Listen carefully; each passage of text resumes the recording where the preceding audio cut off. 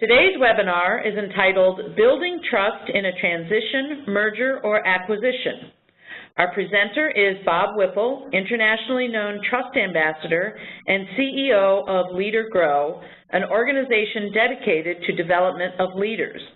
Bob speaks on leadership topics and the development of trust in numerous venues internationally.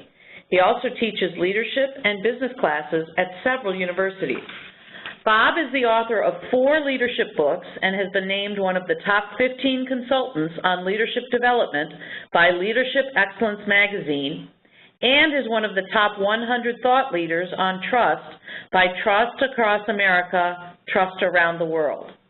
A highly successful leader at a Fortune 500 company for over 30 years, Bob accomplished revolutionary change while leading a division of over 2,000 people through the application of outstanding people skills. We are lucky to have Bob back with us for another Me RIT webinar. Bob, the floor is yours. Thank you, Lydia. You all set to go? Okay. Just pleased to be here today. And today we're going to talk about this thing called transitions, when organizations decide they're going to change their structure. And in reality, we're going to talk about it in a general sense, but specifically for this presentation, because we only have an hour, I'm going to confine it to the kinds of transitions which are mergers or acquisitions. Really, any situation where we have people being upset or changed in their job description or what they're doing or who they're reporting to, they go through the same kind of trauma. So you can kind of mentally extrapolate when I say something about a merger or acquisition, it's the same for a department reorganization or changing divisions, things like that. Just interpolate for yourself. First of all, I want to start with a little riddle. Let's suppose you're in the airport and you see a sign hanging from after you've gone through TSA that says gates 1 through 12. Note, you have about an 80% chance of not reaching your destination and almost a 50% chance of crashing. Here's my question. Would you get on that airplane?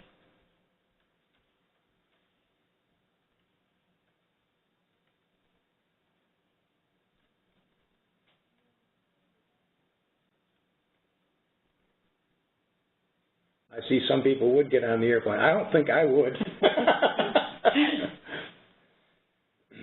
You see, the reason that I asked the question in that way is that, believe it or not, the statistics for mergers and acquisitions actually meeting the objectives that they set out to do in the first place is only about 20% actually meet the objectives they really intended to do in the first place.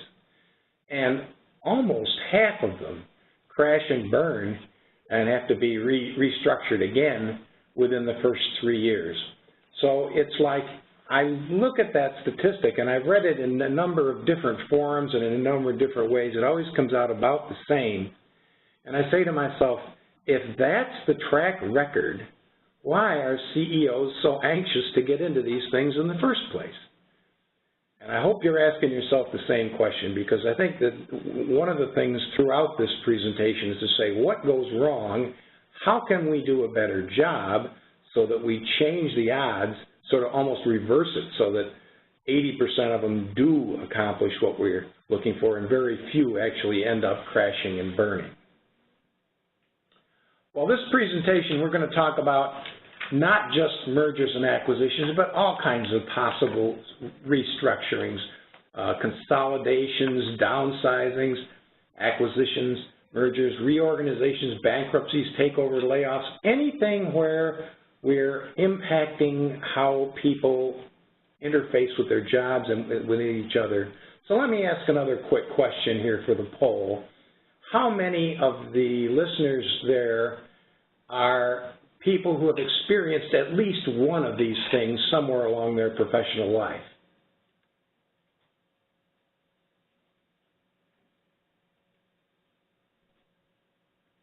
So we're seeing the majority, almost all, have experienced at least one of these things and no one has said they haven't experienced any of them.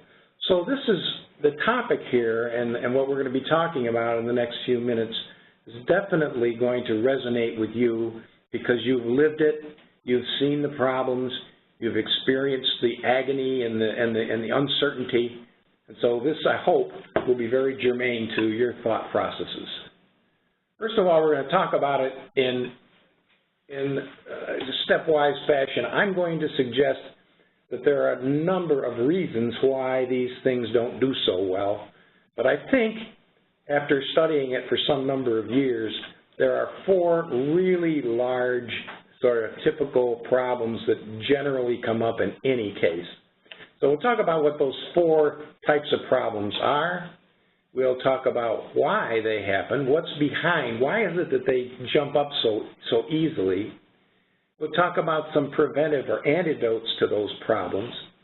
And then we'll take a broader view of more potential problems that can come up as well. So that's kind of the seminar for today.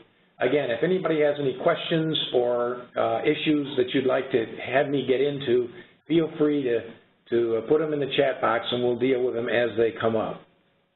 Here are the 4 things that I think generally come up most often. First one is the emphasis on the mechanical process. There's 2 kinds of processes that are going on simultaneously. One has to do with the deal itself, the lawyers and the negotiation, et cetera, and I'll talk about each of these. But we tend to focus energy on that side of the equation. The other side of the equation is what's going on with the people. What is the culture seeing? How do the people feel about this? And that generally is almost very little energy is spent on that side of the equation until it's very, very late. And that's a fatal flaw. So we'll talk about that and how to prevent that. Second area where we get into trouble is that the benefits are really easy to see. They're tempting, they're titillating, and so we get really excited about all the good stuff that's going to happen. And when we start to think about what's it going to cost us and what are the downsides, we tend to lose objectivity and look at these things through rose-colored glasses, and that's a fatal flaw, and we'll talk about why that happens and how to prevent that. Third one is what I call falling in love. It's getting enamored with the whole activity that's going on and really becoming almost blinded to the reality of what's going on before us until it's too late, and then we've got lots of big problems. And the fourth one is the kind of thing that you might recognize if you've been involved in any of these things. There becomes a we versus they, the kind of bipolar feeling. You're either on this team or you're on that team, and we're kind of fighting each other, when in reality, we should be on the same team, but we're not. So those are the 4 main reasons. If anybody sees anything else that you'd like to talk about, we will talk about some more things later on in the program. But first I want to go through these 4 with a fair amount of detail and talk about how to prevent them and how to see them coming.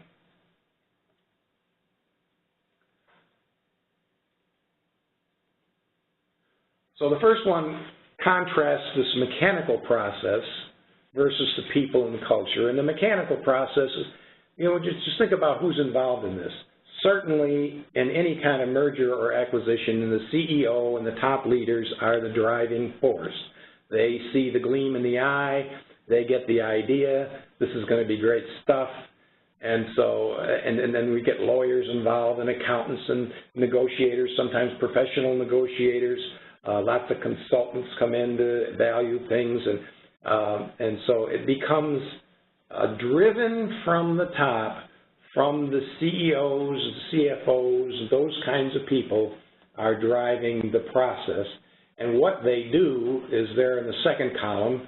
I don't want to read them all to you, but the idea is they're making a deal, and they're configuring something that's going to be rolled out. And so there's all this stuff that goes on. A lot of it happens especially early on, in secret, because if we're talking about a valuation change for the organization, it's against SEC rules to let that information out. That's privileged information, and the top leaders, if they share that, they can go to jail. So typically what will happen is they get into a room that they'll call the data room, or maybe sometimes they'll go off-site to a hotel to do their work. But basically, they do their work behind closed doors, and there's only a certain number of these people in the mechanical process who are privy to what's going on. Now, unfortunately, you and I know that leaks happen. I think we're finding that out in our culture these days. Leaks happen, and you can't stop them. And so what happens here is the rest of the population pretty much guesses that there's something serious going on.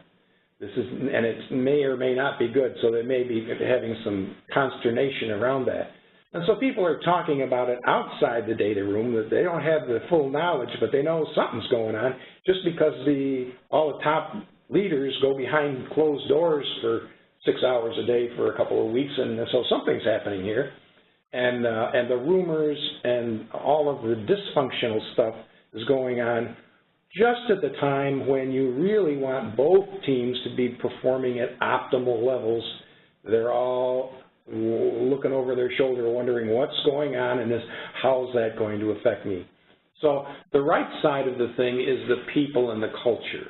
And that is the people in the organization, right from the managers all the way through human resources, the supervisors, everybody really, even on the shop floor. And you have that going on in both organizations. So you've got our side, and then you've got the other people, who, by the way, most of us don't know who these people are. They don't know who are the good guys and who are the bad guys.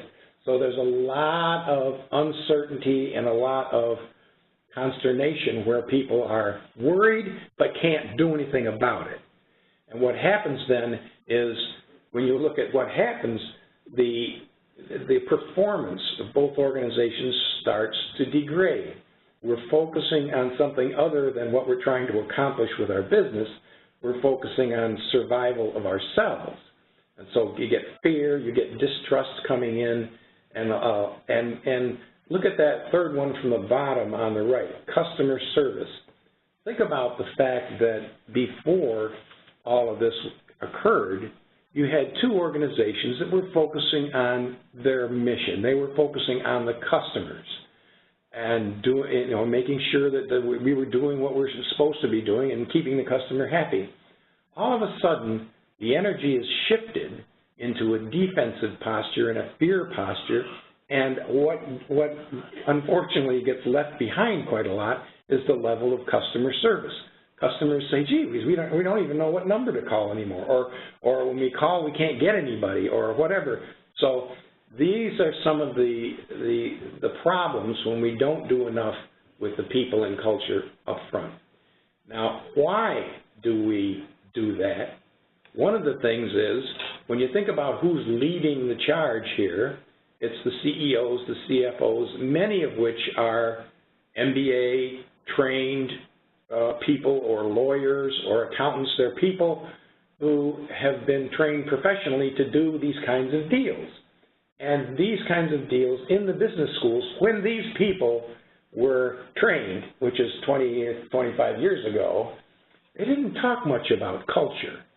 They didn't talk much about empowerment and things that are now finally becoming popular in the business schools. So basically, these people were trained to think in a way that doesn't help the situation.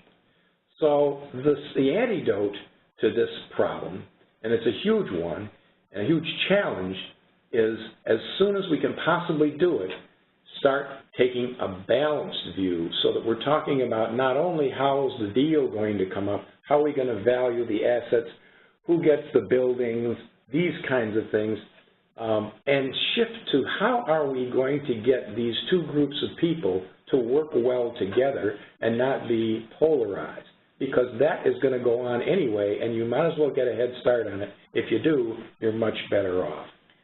Bob, we have a question coming up here. Okay. In your experience, is it changing that managers are assessed as much on their ability to deal with people and culture as they are on their hard metrics? I believe it is. I believe there's a shift going on, a sort of a seismic shift in that direction. You can see it in a lot of different groups and in a lot of different training, and you can see it even in the courseware in some of the MBA schools that are starting to pay more attention to empowerment and engagement and things that involve the culture. So I'm encouraged. I mean, that was my background when I went through business school, was on the people side, on the behavior side, because I think that's where actually the power is really there when you think about it. So that's a good question, and I think there is a shift. Unfortunately, as I said, the people in control of these companies at the top levels are people who were trained back when that was not the case. And so therefore, you're kind of working against some momentum there that's not most helpful. Okay, let's take a look at the second issue. And when you look at these things from the planning side, if you're the CEO or the CFO, the benefits are pretty easy to measure. They're quantifiable.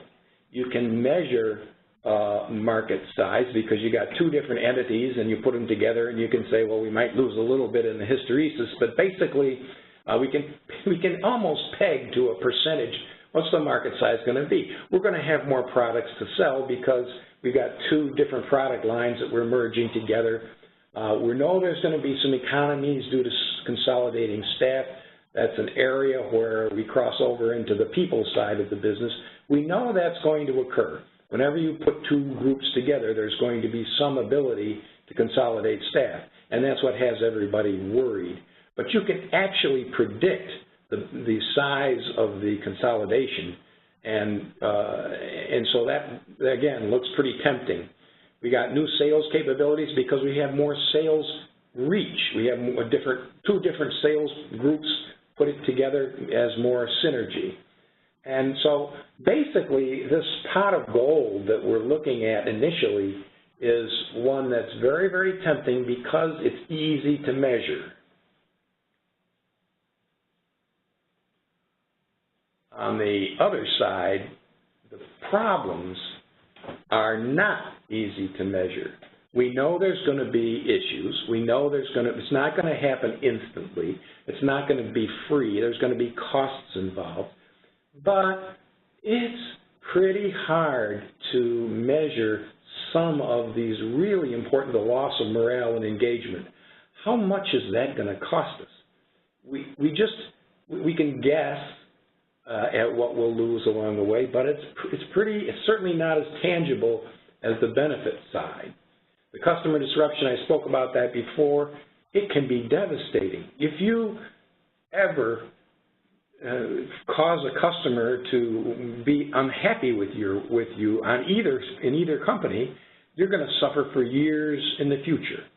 And we're building in some customer disruption when we do these things, and it's very hard to predict how much customer disruption there's going to be. All you can say is there's going to be some, and we need to be very careful about that. Supplier problems, the same kind of thing. We might be consolidating suppliers, etc. So the other thing is, during that time where you're reconfiguring things, word gets out to the competitors as well, and you're vulnerable to competitive reactions to what you might be trying to do, and they can scoop you if you're not too careful. Key people leave. I'm going to talk about people a little bit later, but the key thing here is if we don't have the right team when all the dust settles, we're in big trouble. And quite often that happens, and that's a fatal flaw. So these financial surprises, these future problems, we can't see them clearly. We can't estimate them very clearly. So we've got a built-in issue of imbalance that causes us to see things incorrectly. This is what I think of the CEO's view of oh boy, everything's going to be great. You know, we have a president that says everything's going to be great. And it's this Candyland kind of view of the future, where if everything aligned right and everything went according to our thing, things are going to be wonderful. But it really, the world doesn't work that way. Really, when you read on what's the history of these things, there's books and books and books. I've got a whole shelf full of books that talk about cases where the wheels came off and we guessed it wrong, and then we had to go back and retool, or we had to have a divorce after 2 years or whatever. So that's the problem. We can't see the problems as clearly. So the cartoon I like to show is this one, that we overemphasize the benefits just because they're so tangible and easy to see. The problems we sort of assume, yeah, well, we'll work through those. Yes, there's going to be problems, but we'll work it out. We'll get through it. And our assumptions then, on balance, are not really real world at all. So, Bob, we do have a question in. Do you see companies starting to use scenario planning during the deal modeling to better deal with these unforeseen issues? And maybe you can define a little bit what scenario planning is. Yeah, so like Monte Carlo techniques, for example, are often used in this to try to get what are the potential problems that could come up and what are the probabilities of those. And you break them down, and you can get a little more accuracy. That's kind of one of the things that I advocate doing here. Really what I'm saying is run your calculation twice. Run it once based on what your first guess is on the benefits and the problems, but then go back and do just exactly what this person is suggesting. Do a little bit of potential problem analysis and come up with a multiplier and say, well, we think it's going to take 2 years to work through this system. Well, maybe we should say, well, what would it look like if it took 3 years or 4 years? And so I say, inflate the cost estimates a little bit, and maybe not just a little bit. You know, if you talk about customer disruption, that's quite a hit. And people don't see that coming, and then all of a sudden you get hit. So basically, put a multiplier on those costs, and then run your calculation, your ROI calculation again, to see if it still makes sense. Because if it doesn't make sense, you got to go back and really sharpen the pencil on the cost side. So I think your question is exactly right on what I'm suggesting to do. Run the calculation 2 ways and see where you come out. So let's go on to the third problem, and that's this issue of falling in love with the idea. It is an emotional ride for everybody, and it certainly starts with the enthusiasm coming from the top. You have a top leader or leaders in the organization who are enamored with the idea. They see the goodies and they want to go after it. So we kind of get blinded.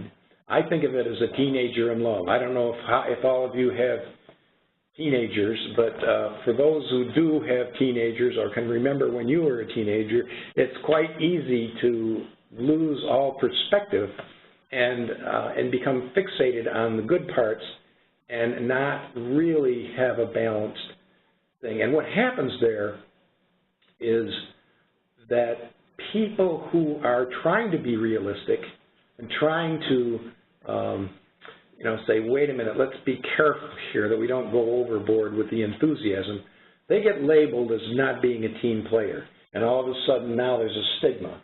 And all of a sudden you're kind of pushed to the side in the hubbub of trying to align top resources for the joint venture.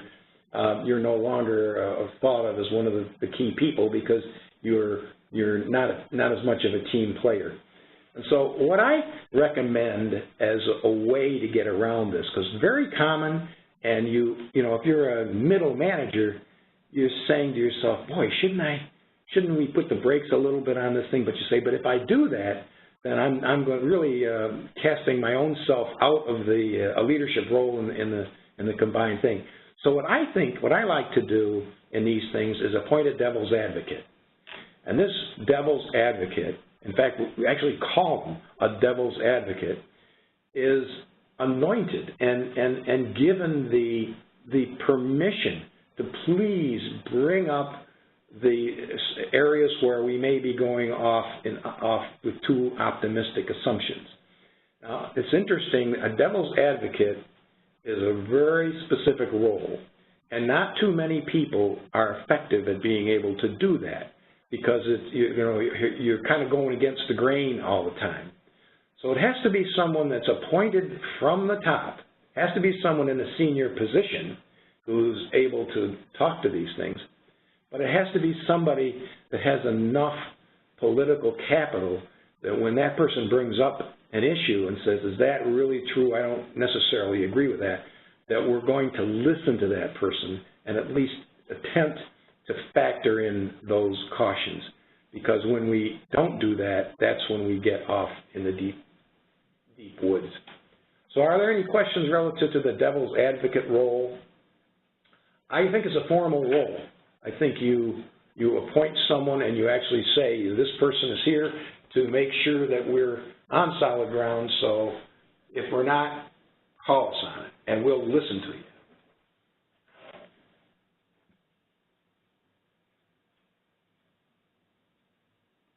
By the way, the devil's advocate needs to be someone who has a whole lot of self-confidence.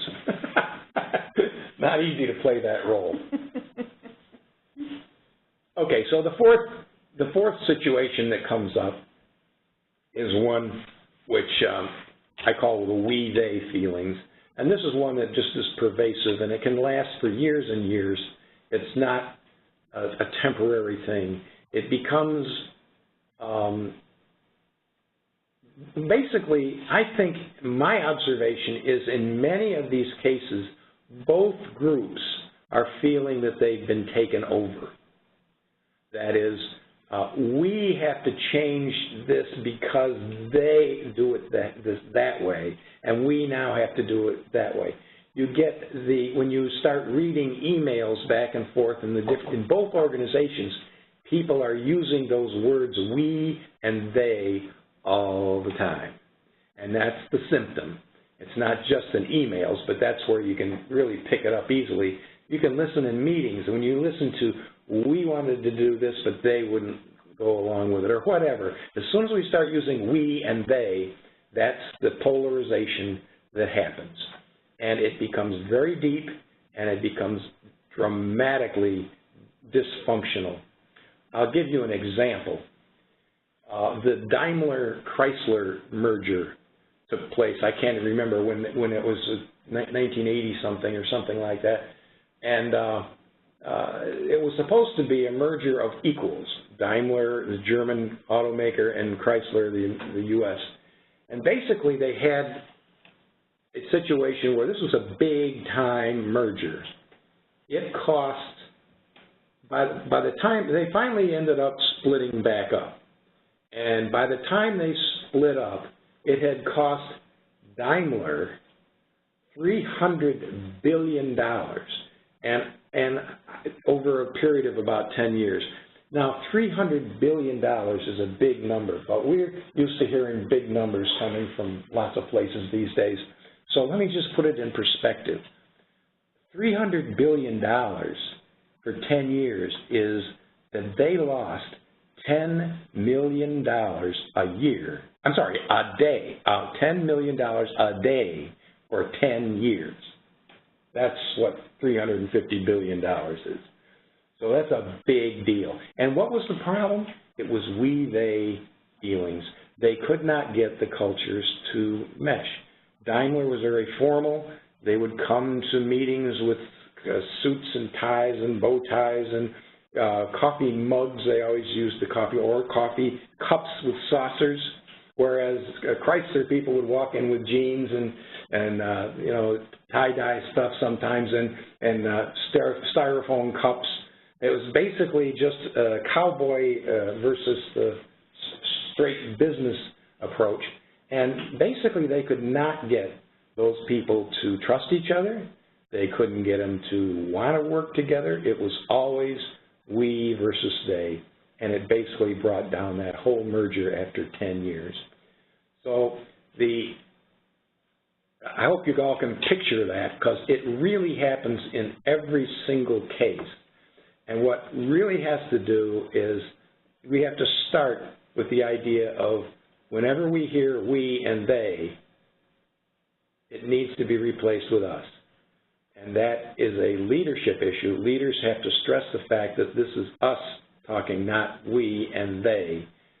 And one of the tips that I think works, it's a little bit tough. People don't like to do this, but it actually does work. You cross-seed some people from one organization to the other. Now, you do this carefully. You don't do it en masse. You don't take 10 people and move them over to the other office. But you take one or two of the key resources from one group and put them in among the other group, and you, vice versa, take some people from that group and put them in the first group. And then later on, maybe 4 months or 6 months later, you make another swap out. So basically, after a number of months, it becomes harder and harder to tell who are we and who are they, because people tend to bring some of their attitudes and resources with them. So basically, after a period of time, it's homogenized by design, and you don't have the total polarization. I think it's a mistake to leave them exactly the way they are throughout the process. Now, let me just say there is another antidote to that, and that is to allow people to operate as they have in the past. So an example of that is Disney Pixar. When Disney took on Pixar, or another one that's happening right now, in fact, that will be interesting to watch, is Amazon Whole Foods. So Amazon has bought Whole Foods. Let me take a step back and use Amazon as an example, because here's one that's got some history behind it. I can't tell what's going to happen with Whole Foods yet, but here's one with some history behind it, and that's Amazon Zappos. Amazon bought the company Zappos that sells shoes online. Reason they bought Zappos is because Zappos was probably the most customer-focused, customer-centric company they could find, and they said, we need to learn from you. But when they bought Zappos, they told Tony Hsieh, who was the CEO, you continue to run your organization autonomously the way you have in the past. We want to learn from you, so we're now a merged organization, but we want you to run it the way you feel is right to run it, and you can continue to do that. So basically, even though they were one company on paper, in reality, they continue even to this day to retain their initial names. You can still find Zappos, and they call themselves Zappos. They don't call themselves Amazon. And you would never know that they're owned by Amazon unless you saw the balance sheet. As Zappos continues to operate as they did in the past. And I think that can work, but you have to draw a pretty firm line. How are we doing? Are there any other questions coming in? Yeah, we got one.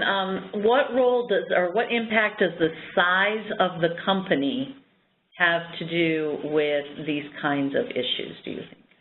Good question. My observation is that the size of the entity that you're dealing with affects the most is time, the time for the integration to occur. In a smaller one, it's possible to get people together easier because you can break down the culture barriers quicker.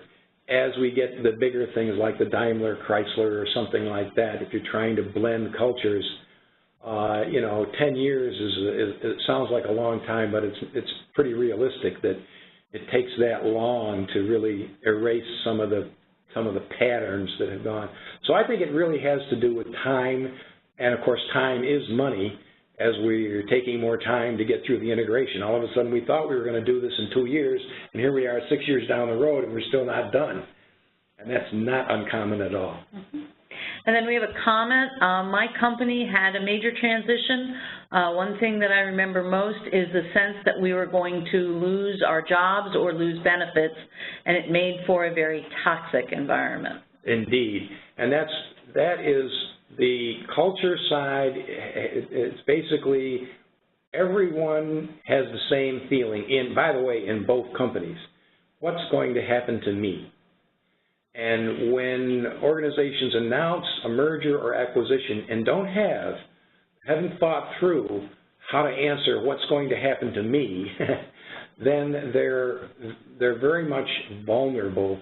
And what the CEO, typically what you'll hear is the CEO will stand up there, kind of look at his shoes a little bit and say, gosh, so we haven't gotten that all worked out yet, but you guys play nice and work well together, and we'll work through this and we'll make it happen, which doesn't make anybody feel very confident. I'll tell you, everybody goes out of that meeting saying, oh gosh, I better get my resume worked up. So good question, yeah. Okay, let's move forward here. So here's the deal. I believe that the one biggest missing element is trust. My business is built on trust. I'm called the Trust Ambassador. And basically, when we have these things happen, trust gets compromised. And so what we need to do is from the very top, and I think, you know, if it is the attitudes of the most senior leaders create the culture. And if they are not, a lot of times, unfortunately, our friend Daniel Goleman from Emotional Intelligence teaches us that the people who have low emotional intelligence generally have the biggest blind spot. They can't see the impact that they're having on other people. So the really most important element of the whole thing is the attitudes and the behaviors of the senior-most leaders. If they are astute enough to be able to work through the culture things quickly, efficiently, and with grace, then you get things working out pretty well. If they don't, what you're going to find is two organizations playing games with each other, and managers all up and down the line trying to protect their turf, protect their future above all else, and it gets to be a really kind of game situation that should not be tolerated, but it is if the leaders aren't astute enough to see this coming. So I believe when I work with organizations that are going through these kinds of changes, I go right to the top and say, do you understand that the culture that you're getting is a result of your behaviors, not the people that are having the problems? Too often we'll see the CEOs say, well, you know, these people don't get it. They just don't, you know, you got to train them better or something like that. No, that's not the answer to your problem. The answer to your problem lies in looking in the mirror at where the culture's coming from. And that's a very hard lesson for many CEOs to accept. But I believe that's the truth. Where's my clicker? So I have a book out on this, and I want to be sure you understand my process here is not trying to sell books. It is available. It's available on Amazon. It's called Trust in Transition, and it deals with these kinds of transitions in all kinds of industries, not just the mergers and acquisition. But there's also a freebie here I have for you, and that is going along with the book. There are 12 videos that I have that describe some of these concepts in a lot more detail. They're not very long. They're generally about 6, 7, 8 minutes a piece, something like that. But they have many of these concepts, and there's the URL there that you can go and get the videos at no cost. They actually are provided with the book, but as a result of you participating in this webinar, I'm giving you access to the videos that you can look at, and they're all, subject matter is all described, so you can pick which ones, if you're interested, you can go and see them on your own time. So I hope that's helpful. The book is available if you're interested.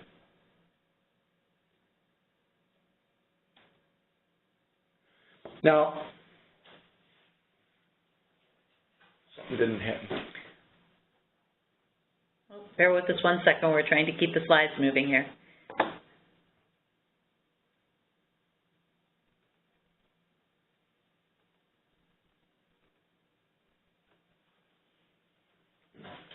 What I'm going to show you is a slide that describes where we're going for the remainder of our hour. We've got about 20 minutes left, and I certainly want to leave time for questions. There we go. So what I've described so far is the left side, 4 main causes: mechanical versus culture, benefits versus cost, falling in love, and we versus they. In the book, I have 30 chapters of, or what I call them, areas of discovery that are all about the various problems that arise and the antidotes or the cures for them. What I've distilled out of those 30 things that are in the book, are we working again? Keep going. Okay. Yeah, please bear with us, people, because we are trying to work through the slide transition, but Bob, we're going to have Bob keep talking. Okay. So these 30 areas of discovery are ones where I describe the various types of things that come up that get people in trouble. Like, for example, the first one where they have the big fish swallowing the little fish. That becomes the issue of who's the winner and who's the loser here. And quite often people always believe that the other side is winning at our expense. And so we have to set it up so that it doesn't appear to be, or even is, the big fish swallowing the little fish. Now, if it is a big fish swallowing a little fish, for example, Amazon buying Zappos, then we have to say that that's what's going on here. And so each one of these things has a little story behind it and how to deal with it. What I've done to help this discussion, because we certainly don't have time in 20 minutes to go through the various 30 different areas of discovery, I've pulled out 14 what I call key issues that we can discuss in a little more detail if you would like. And I'm going to give you the choice of which ones you'd like to do. Can we advance? Okay. So here are the 14 key issues that we have. And the first one, as I just described, is who ate whom. The second one is people in shock, people becoming zombies at work. They're not doing their job. Instead, they're focusing on what the heck's going on here and what's my future. Third one has to do with pain and speed. You can take a bandage off of a healing scab slowly or quickly, but you're going to have pain either way. How do you want to take the pain? The next one is double duty, where we're asking, quite often we're asking people, well, we want you to do your previous job, and we also want you to do this other job as well. So we're asking people to clone themselves and not giving them the resources to do it. The true culture is often missed in due diligence. Due diligence is supposed to uncover what are we really buying here?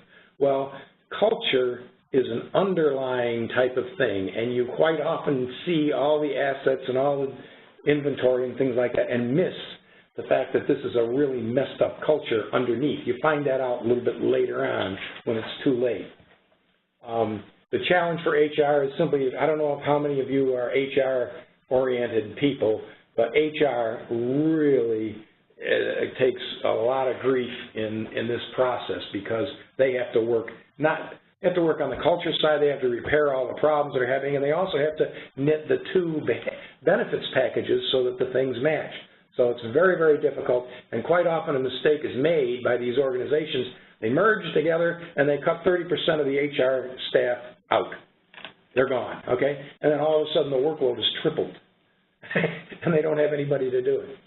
The next one is what I call bean counters and bubble heads. That's the idea that you have this secret room where only a few people are involved, and they're the bean counters and the bubble heads that are envisioning this thing, and they are insulated from the rest of the world.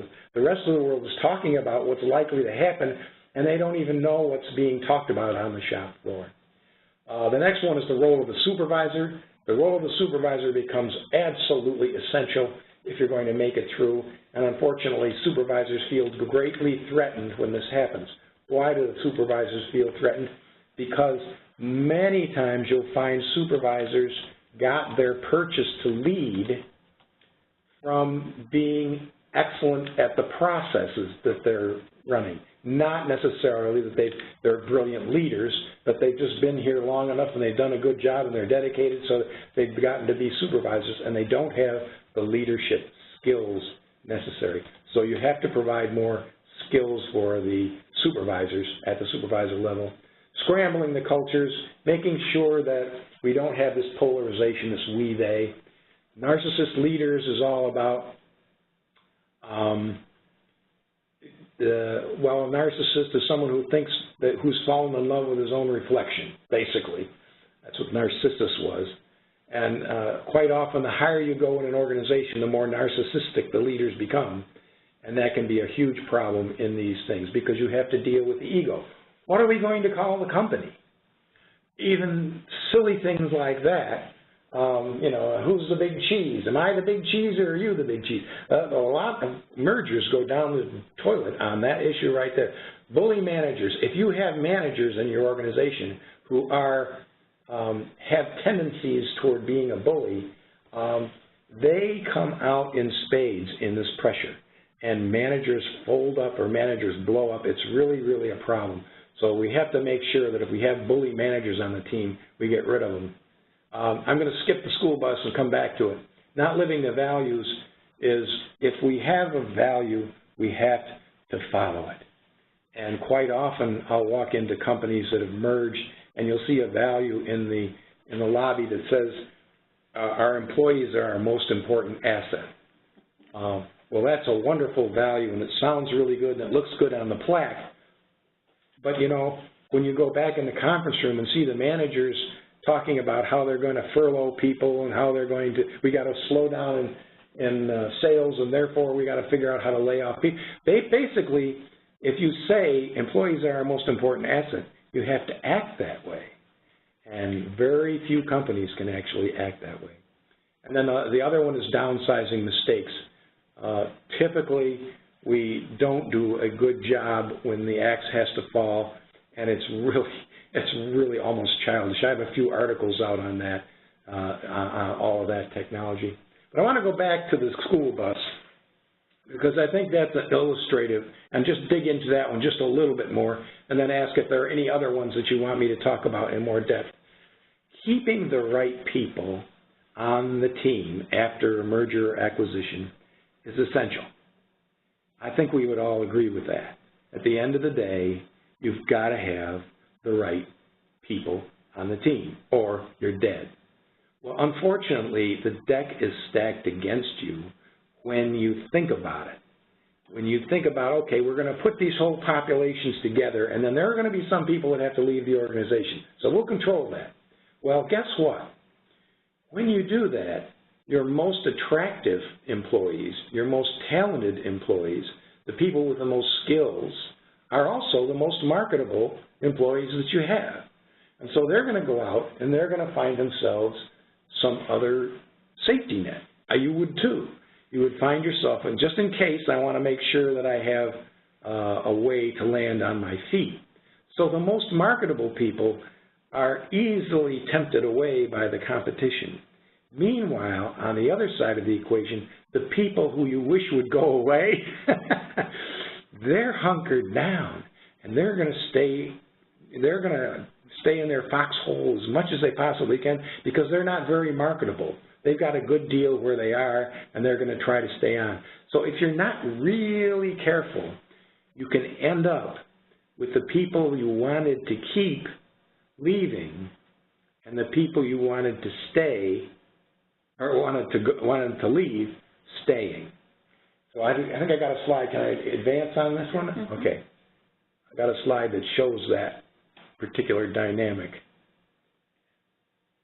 So, Bob, we have one question on that. How do most companies define who is the right person to keep, in your opinion? Yeah.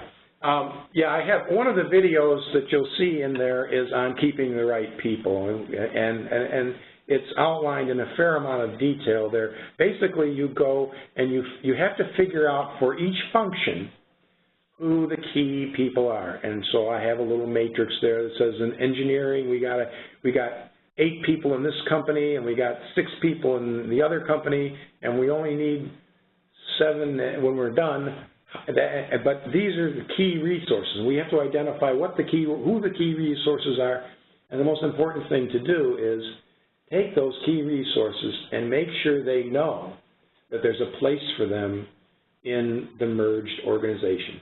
And the way to do that is you get them busy inventing what the future is going to look like. You get them to be the people that are running the teams, trying to figure out the integration, et cetera. Your best people, you got to keep very busy and let them know that they're your best people. Some companies use financial incentives. Typically, you'll have things like stock options.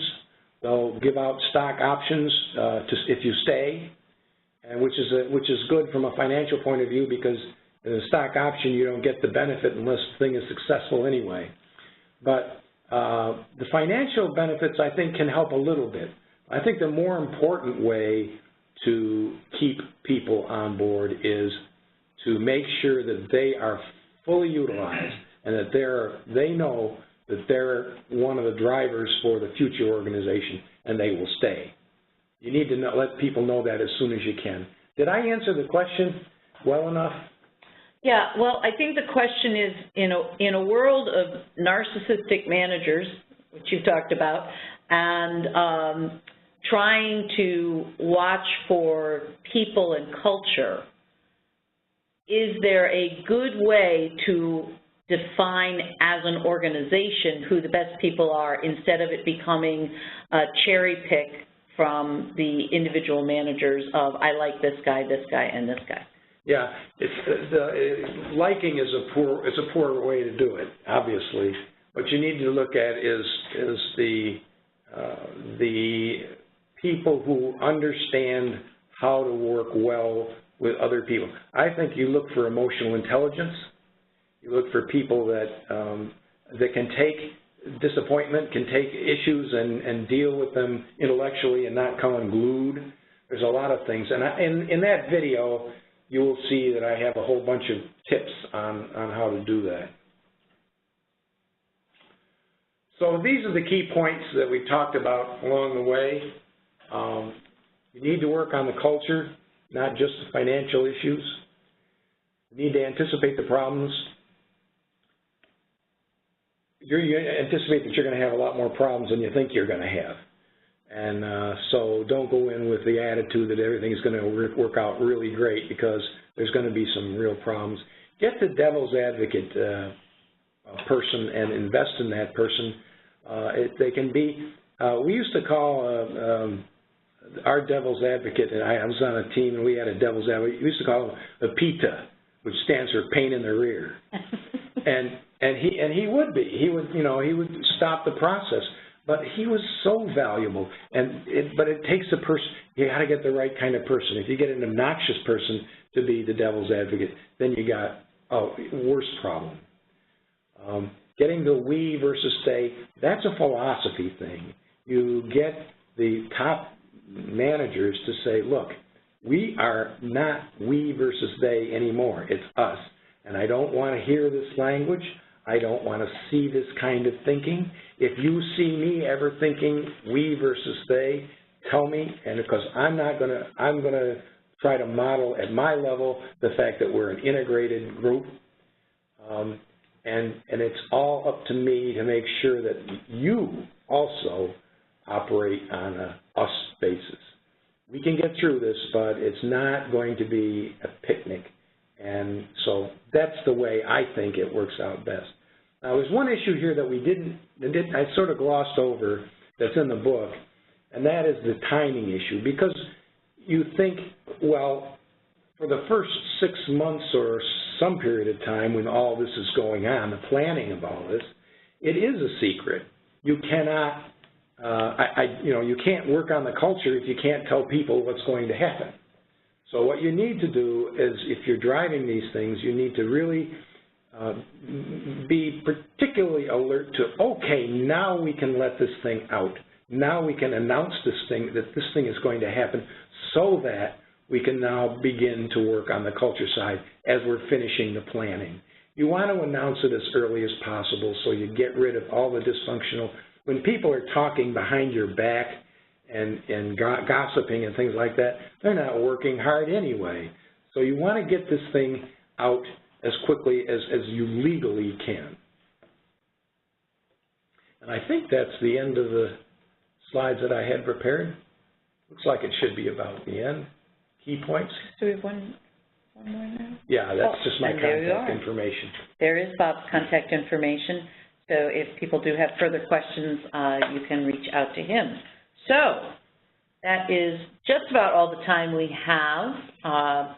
Any additional questions can be emailed to ritalum@rit.edu or tweeted to @RIT_alumni with the hashtag #MeRITWebinars, and we will direct your questions to the panel, mostly to Bob. You want to hear from him. Note that all participants will receive an email from us in the next few days with a link to today's webinar recording, and that URL that Bob provided for the access to the videos will be in that link as well. Many thanks to Bob for being our panelist today, and thank you to all of our listeners for joining for today's webinar. Please consider joining us on Wednesday, September 13th for the next MeRIT webinar, when we will offer how to use LinkedIn in 15 minutes per day with RIT alumna Brenda Cunningham. In her webinar, Brenda will give you a specific minute-by-minute action plan for using LinkedIn to connect with recruiters, decision makers, and other influencers that will help you stay in the driver's seat of your career. She will also help you avoid the trap of social media for hours on end so you can stay productive doing the right things to keep your career moving forward. If you are in the job market or thinking about looking for a new opportunity, this is a webinar you will not want to miss. Thanks again to everyone for joining us. Please exit the webinar by simply closing your WebEx window, and please do let us know what you thought of the webinar through a brief survey, which will pop up when you exit. Have a great day.